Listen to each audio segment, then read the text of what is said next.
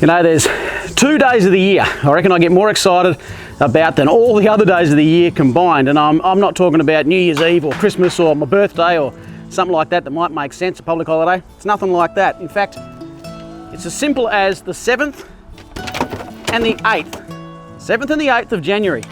Same dates every single year. Now, 99% of you will be thinking, what the heck are those dates? They mean absolutely nothing to me. There'll be a very small percentage, and I would guess the majority would come from Western Australia. They'll be nodding their head right now and thinking, I know exactly what he's talking about.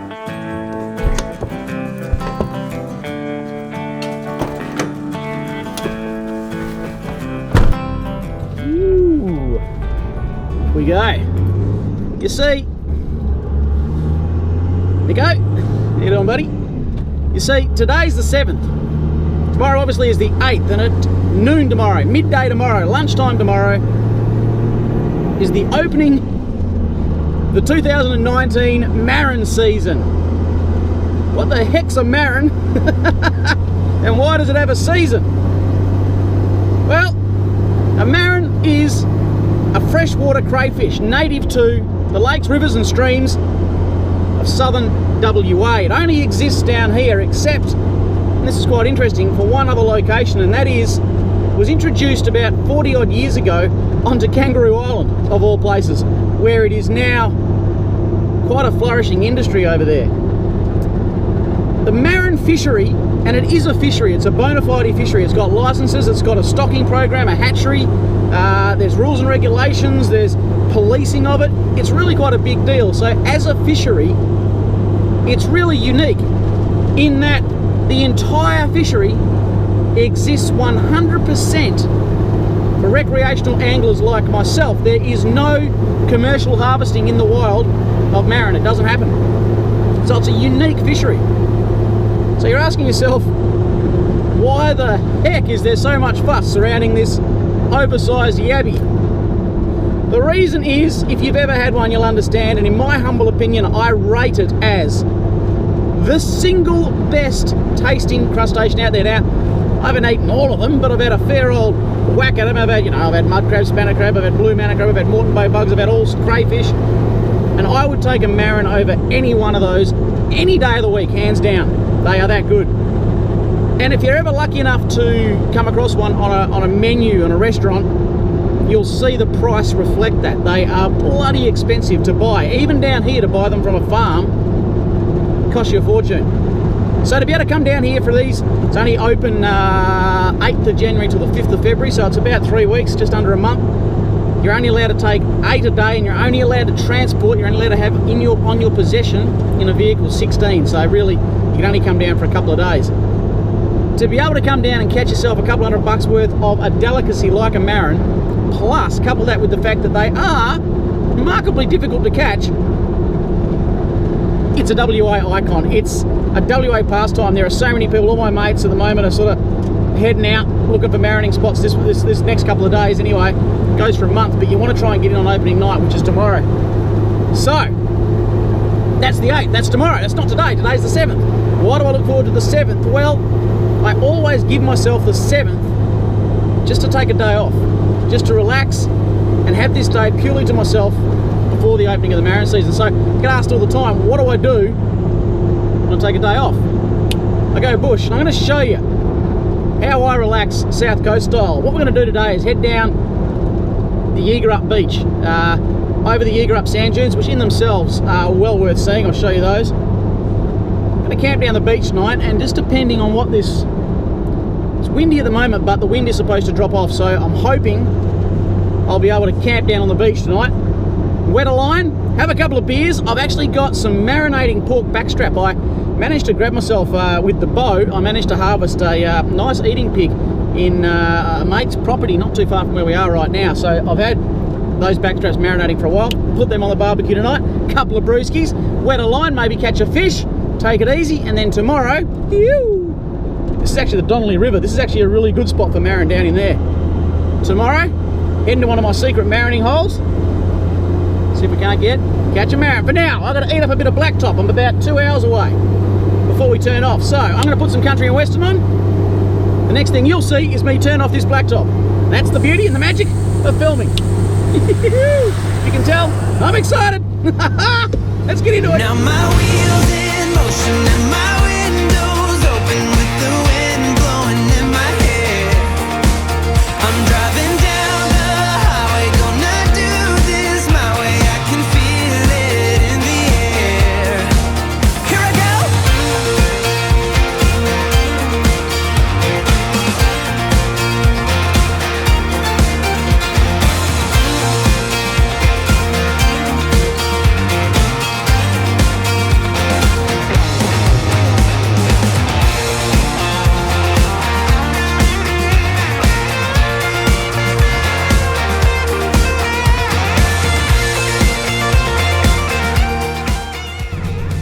Well, that was 97 minutes for me.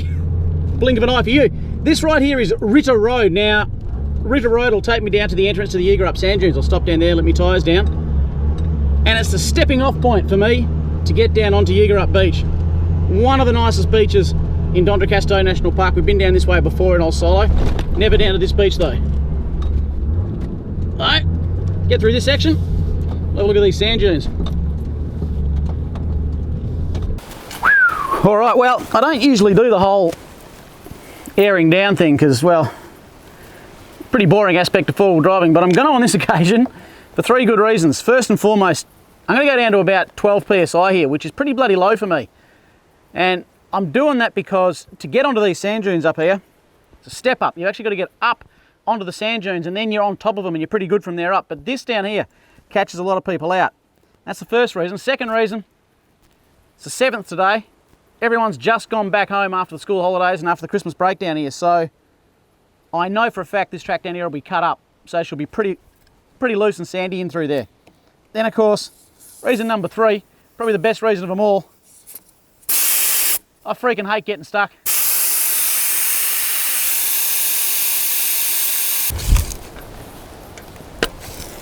Oh, okay, so this is the first hill, and it's probably, once you're up this, it's easy sailing until you've got to come up the other side, but that's for future Graham to worry about. For now, try and get up onto this first set of sand hills. I can already see it's going to be soft, it's cut up, had a lot of traffic on it, and I hate reversing back down it because it's got a steep slope on either side. So I'm going to get into it, second gear low range. Let's see how we go. Oh, it's got some whoops at the beginning, so you can't get up too much momentum. All right, we're into it. I'm not loving it, I'm not loving it, I'm not loving it. Oh, wait, maybe. Nope, nope, nope, nope. Ease off, let it crawl, let it crawl. Don't spin, don't spin. How did I do that? There's a lot of soot. There's a lot of soot. I don't know how I did that. I don't know how I did that. Oh man, this place never ceases to impress. I'll give you a look. Well, this right here, Jaeger dune system. It's one of the largest dune systems, believe it or not, in the entire world. And I'm just going to shut up and let you enjoy it.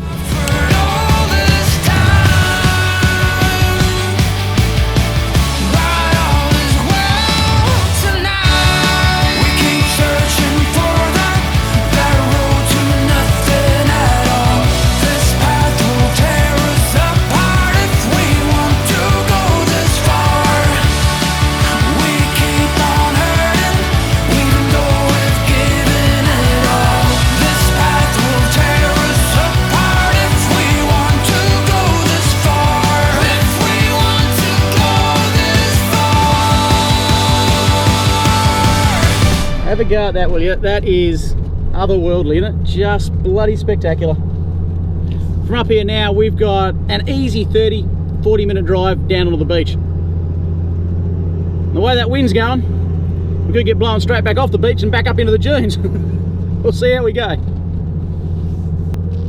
This is one of those locations where tyre pressures are everything. It's not because you're gonna get stuck, it's because it's so swaley through here.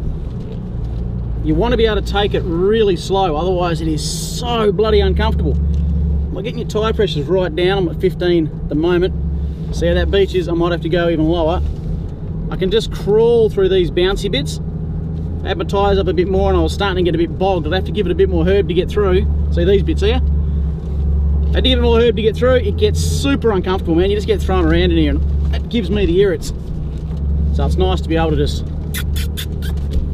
wombat your way through. That's the technical term for it, wombat. If you ever seen a wombat move, you'll know what I mean.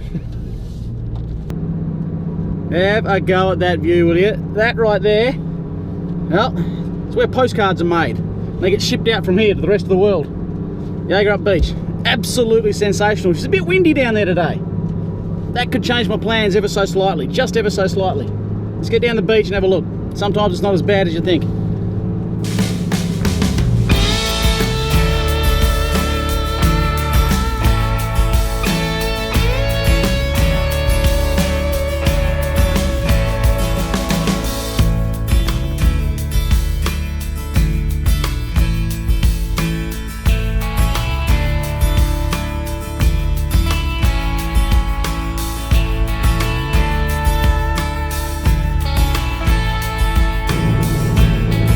Now you'll notice I've turned and gone south down the beach. You can go north to get to the mouth of the Donnelly River, and there's no way you can cross that, and of course there's some cliffs down there too, so it's a one-way street that way. So heading up this way to have a look at the mouth of the Marron River. Sometimes you can cross it, sometimes you can't.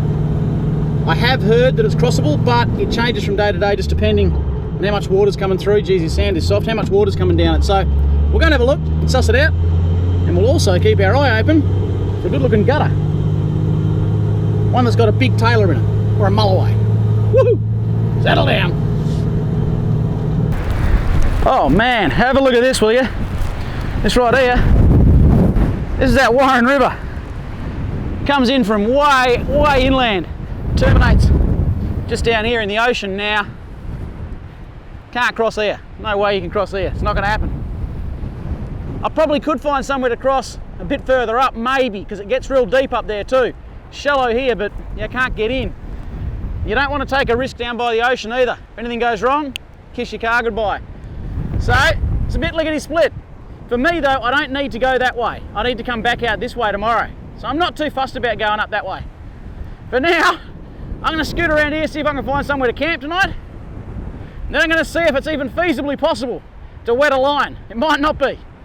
Marron River, what a ripper.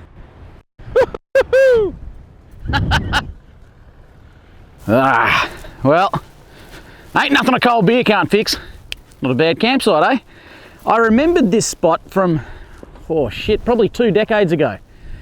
We camped down in here when a big storm front came through. And this was about the only place we could hunker into for the night. And I remember we had a big fire going somewhere up in here, middle of winter, and it was absolutely magnificent. Tonight, that wind has dropped off ever so slightly, but it's still gusting around through here. I reckon I'm going to get a bit of a sunset. It's going to be an absolute cracker.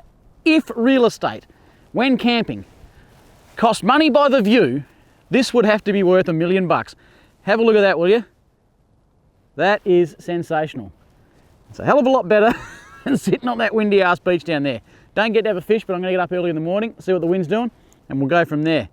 But as far as the 7th of January goes, 2019, cheers. Tonight we're giving, tonight we're hoping, tonight we're living, tonight we're going strong, and together we go high. Tonight we're laughing, tonight we're loving, tonight we sparkle, tonight we dance along, and together we go high. Tonight we're giving, tonight we're hoping, tonight we're living, tonight we're going strong, and together we go high. Tonight we're laughing, tonight we're loving, tonight we sparkle, tonight we dance along. I am stuffed. I made a real pig of myself eating pig right then. Organically grown vegetables and meat that you harvest yourself. I tell you, there's not too much on this planet that tastes any better. Now, I want to admit something here. Most people probably wouldn't. I kind of got bummed today. I was kind of bummed out at the fact that the weather forecast was wrong and that I've been planning today for about 6 months. I knew how I was going to park the vehicle. I knew what I wanted to happen. I was going to put a fishing rod out, I was going to have a couple of beers, I was going to sit under the awning. No, I got down to the beach and that 10 to 15 knot wind that they had forecast, well, heck, it was closer to 35 knots down there. I mean, seriously, it was whipping through. I knew of this campsite, came in, got set up, walked down there, had a beer, and then looked back up and thought to myself, dude, why are you bummed? Your plan, I was going to say plan B, it was actually about plan C or D, is still pretty darn sick.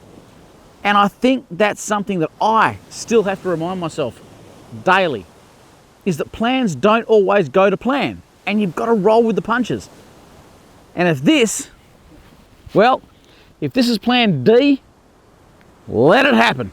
For tomorrow, I'm getting up early, head back down the beach and see if I can't catch a fish before heading to my secret Marron spot. But we've got zero moon tonight. Tonight is the night for zero moon. She's as black as tar, dark as dark gets. I'm about to go to bed. Can you hear that? That's the sound of a very angry ocean, and that is going to lull me to sleep. This, as plan D, is pretty much as good as plan A. For now though, I'm going to sit back, have one glass of scotch, just the one. I'll see you blokes in the morning. You. Well, I don't think I could have slept any better last night. Perfect combination, couple of beers, sound of the waves, the wind, that rooftop tent. Tell you what, next level. Now, it feels like, it's just gone 6 o'clock, quarter past 6. It feels to me like that wind has dropped right off, but you can never tell because I'm quite protected in here, so I'm just going to scoot back down the beach now.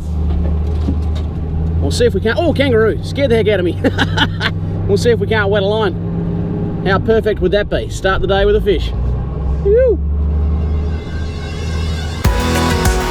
Where do we go from here? We could go anywhere. Where do we go from here? We could go anywhere. Life has its ups and downs, twists and turns.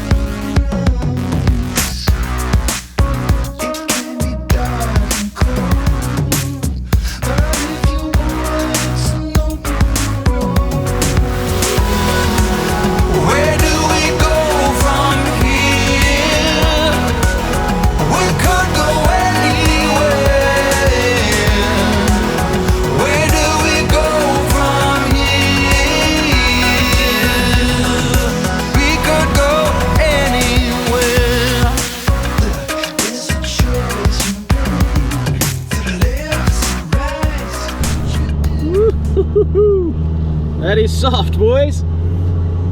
Well, about the only thing getting a feed of seafood today are those bloody seagulls. Good luck to them too. I had that beach perfect for about 2 hours this morning, but that's fishing. I caught one whiting. Ah well. Now that wind has come right back up again. Not gale force, not like Estiavo, but she's come right back up again. So it's about time for me now. It's 10:45. It's about time for me to start making tracks back up off the beach. What goes down must come back up, which means I've got to get back up on top of Eager Dunes now. And it's always been a bit of a pinch. Coming down it yesterday, it did feel soft, so we'll suck it and see. If I have to, I'll let my tyres down a lot more than I already have. Like I say, I'm down to 15. We'll see how we go. For now, it's time to say goodbye to Jaeger Up Beach. Hello, secret marroning spot. Beauty. Alright, third gear. Get a run up. I've got to do a hard right-hander to get up off here. 3,000 RPM. Oh, I think I might have cooked it. I think I have cooked it. I have. I've totally cooked it. Wonder what I can do with second. Can I do anything with second? Not a hope. Not a hope. Nah. Totally cooked it. Oh. Gonna need another go at that. Kook of the day. That's soft though, boy. Okay, let's give it another go. Second gear this time.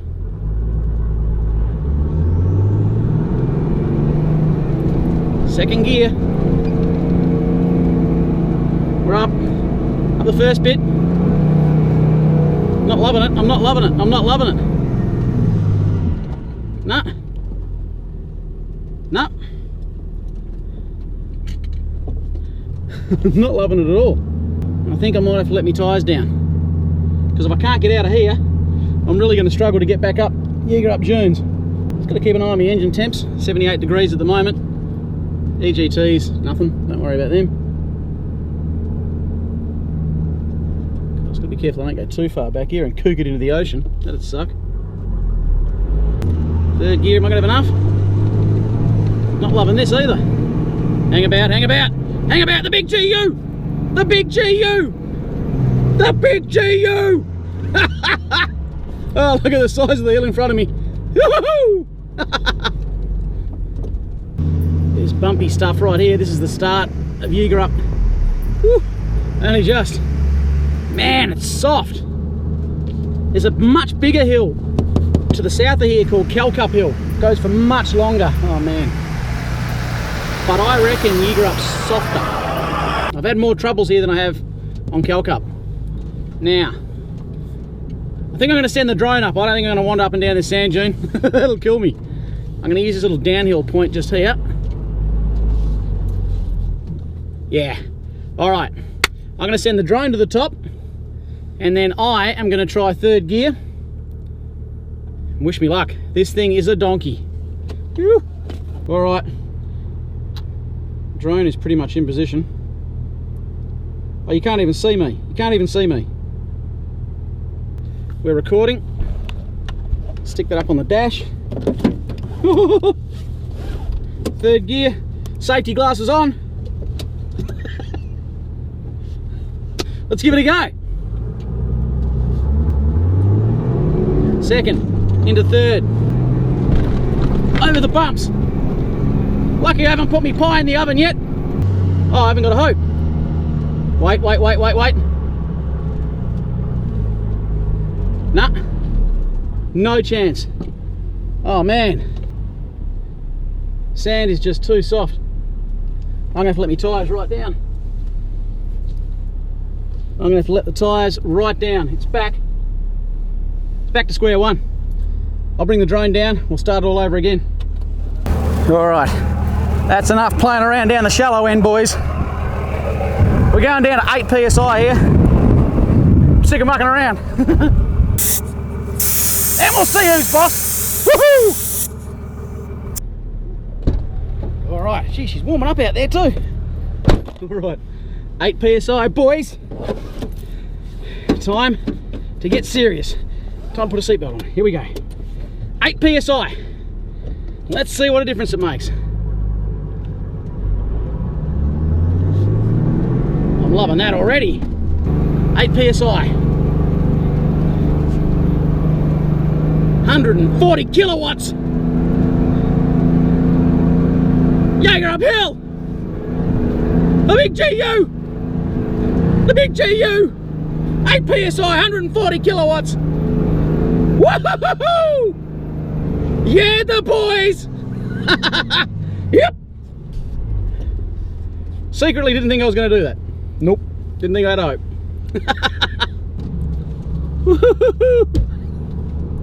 Stoked I made it up there. Whew. All right. I'm going to find a shady spot just off the track here somewhere. In fact, here looks pretty darn good. Got to pull in, put some air in my tyres, and then I've got a bit of a track out. A couple of hours, not too bad, to Marron camp. So what I think I'll do is, I'll see you folks at Marron camp. Catch us in a bit.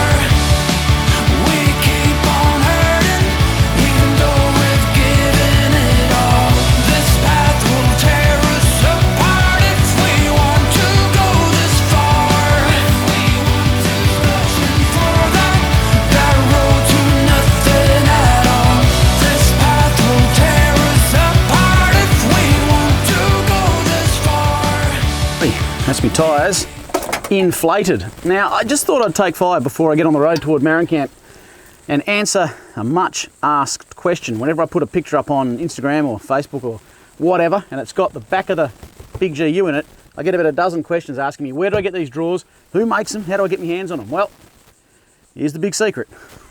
They're $9 each from Bunnings. That's all they are. And they stack on top of one another. They're little modular units. I bought them figuring that if I break them, and they're cheap, and I figured, you know, if I go through them, they're $9 each. I can get them from anywhere in Australia and just replace them. And I've had them in here for about 5 years. I haven't broken one yet, but the real secret is down here. You've got to put them on a base of thin yoga mat, and that stops them being able to slide around. They physically can't. Look at that. They cannot.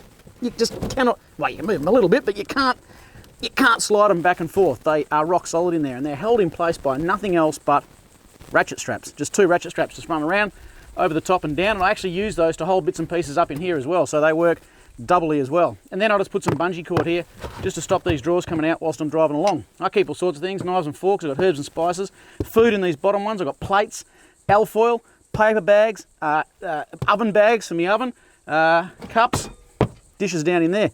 They work a treat, mate, and at $9 a bop, you can't go too far wrong. Grab yourself some next time you're in Bunnings. Yeah, cheap and cheerful. Do it yourself. All right, let's get on the road. Yoo-hoo-hoo. Bloody beautiful. This is Marron Camp. River's about 5 minutes down through there. Little track that snakes down to the river. Thought I'd give you a look at something because I reckon it's pretty cool. This right here, it's a little canvas bag that I had made by PM Canvas Products in WA. I'll give you a bit of run through. She's pretty sick. Down here, of course, well, pretty important bit of kit down in there. That's where I put my marron when I catch them. In here, I've got all my regulation nets. They all fit perfectly in there. What I love about it, I'll spin it around for you. What I love about it, it's got backpack straps on it, so I can wear it like a backpack. It's got little drainage holes down the bottom there, so that when the marron nets are draining, I just leave it for a bit and the water runs out. PM Canvas Products made it for me. Super important. This butt up here, it's got my licenses in there. It's got my snare wire in there. Of course, you don't go anywhere without regulation marron gauge. That's in there, of course, but probably the most important part and the most important function of the overall usability of this bag, I can keep a few red cans in here for when I get down the river. They're nice and cold too. Woohoo! All right, I got about a 5-minute walk. I'm gonna get stuck into it.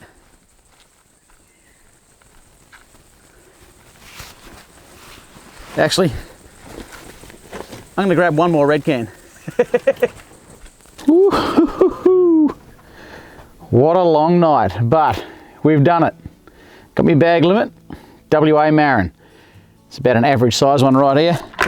It's now 1:45 in the morning. They didn't sort of start to come out until about midnight, and I tried to film down there by the river a couple of times, but all you really got was, oh sorry, I should probably turn that off, shouldn't I? How's that looking? There you go. All you got was my head torch, and it looked terrible on camera, so I just thought, screw that, I'm just going to concentrate on trying to catch a few marron. So, esky is full, we've done it. It's 1:45 in the morning.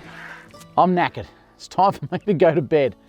Before I do though, I'm starving, and it wouldn't be a marron trip without, well, taking one of me 8 and having a midnight snack. So I'm going to show you how I like to prepare marron. Now, I think with any crustacean, 95–99% of the population would stick this bad boy in a big thing of boiling water and have them boiled. That's prawns, that's lobster, that's crayfish, that's, you know, just about anything. You know, mud crabs, everyone seems to put them in water and boil them, and it's not a bad way to do it. I enjoy marron that way, but I'm going to show you another way to do them. Super quick, super easy. And when you've done them this way, I reckon you're going to be hard pressed to go back to the old boiled lobster. Now, what I've got to do right now is, this is the messy end of the deal. I've got to dispatch this bad boy, and I know there's a lot of you out there that don't want to see that. I understand it, I respect it. So I'm not going to share that on camera, but I'm going to dispatch this bad boy. I'm going to get him ready to cook, and then we'll continue. So I'll see you in lickety split. Okay, there we go. Well, that's the unpleasant side of harvesting your own food that no one really likes doing. But what I've done here, as you can see, is I've just split this marron straight down the middle. Now, a good trick when it comes to any crustacean that you get, whether it be mud crabs, through to lobster, through to yabbies, anything at all, put them on ice or put them in the fridge for about half an hour, 45 minutes before you dispatch them, and that just sort of sends them into a stupor. It sort of makes them go to sleep, for want of a better word. And then when you do dispatch them by putting a knife through the head and cutting down, it really is very quick and painless. They don't even move. So it's just a nice thing to be able to do. So I've now split this bad boy down the middle. It gives us 2 halves.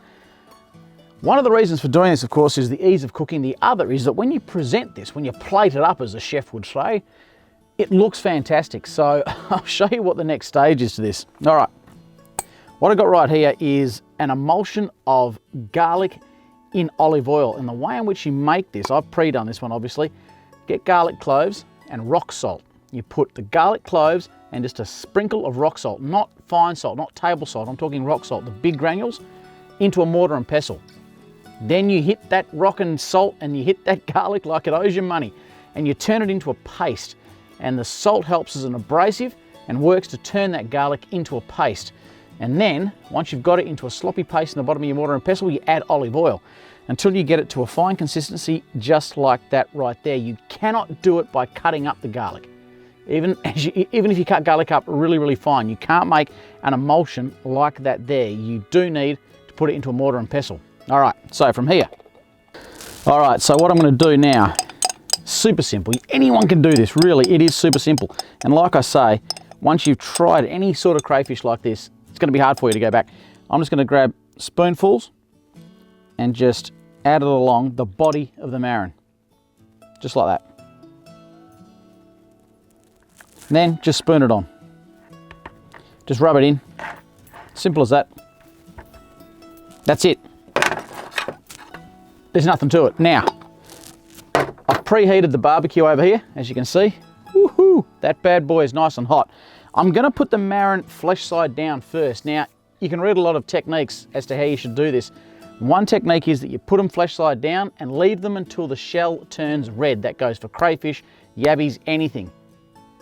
I've done it a couple of different ways, and what I've found is that if I leave whatever it is I'm cooking on there down until the shell goes red, I reckon a lot of the moisture drips out and you lose a lot of that moisture. So what I tend to do is get my fry pan or my barbecue stinking hot, put them flesh side down and just give them a good searing for a minute, maybe 2 minutes. Then I flip them back over, back onto their shell. And what that does, the shell sort of acts as a cup and keeps all the moisture in there, and they kind of poach and steam within their own shell. And I found the difference is tangible. It really makes a huge difference to the way in which that meat becomes moist. So I'll leave it up to you folks as to what you want to do. The little light's falling over. Pop that back up. Knackered, guys, I'm knackered. It's now 2 a.m. I'm sorry. I'm gonna get these bad boys on. So it really is just a simple matter. There he is right there. Just, oh, can you hear that? Get that bad boy on there like that. I just pop the lid down and I give that about 2 minutes. Time for half a beer, I reckon. Okay, that's been about 2 minutes-ish. We'll give these bad boys a bit of a turn. Excuse me, I'm just gonna put my head torch on. Can't see a thing, here we go. Yeah, look at that. Ooh. Man, it doesn't get much fresher than that. And if there was smell-o-vision right now, smell tube. No, you don't want to look that up. You certainly don't want to look that up. Now, I am just going to leave them now for another 5 minutes or so until that shell does turn red. And in my humble opinion, doing that rather than cooking them flesh side down the whole way through, sorry, I'll just turn that off, really does keep them super moist. So, intermission, finish the next half of my beer, we'll give those guys another 5. Woo-hoo-hoo, that smells good. I can't wait any longer. I've got the starving. Yeah, they're done. They are done. Oh my goodness, look at that, will you? Plate these little bad boys up. Oh man, I'm gonna get stuck into this. All right, one last little thing. Sorry about the head torch. One last little thing. I just like to add just a little bit of salt. Nothing too fancy on the salt, and just a bit of pepper in there. A little bit of pepper. Anyone that knows me knows that I love pepper. Legends, get a gander full of that, will you? That marron is about as fresh as it gets. If you were to buy that in a restaurant, it'd cost you a bloody fortune. For me right now though, I'm gonna hook into that, and then I'm gonna crawl into my rooftop tent and get half a night's sleep before getting home. Been a magnificent trip. thank you so much for following me on the old YouTube channel. If you ever get a chance, get down to Southwest WA during Marron season. Trust me when I say, these bad boys are worth the chase. I'll catch you next time. You. All right, where's a fork?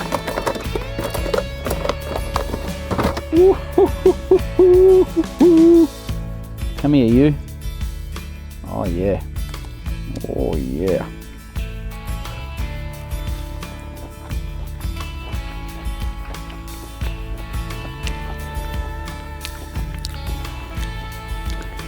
I got no words.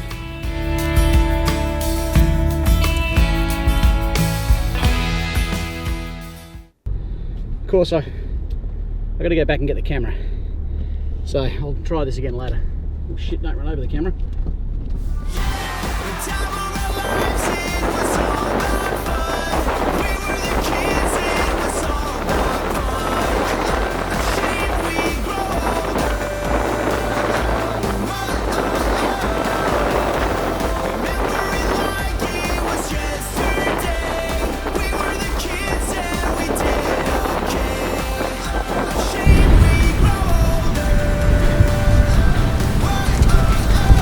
Talking.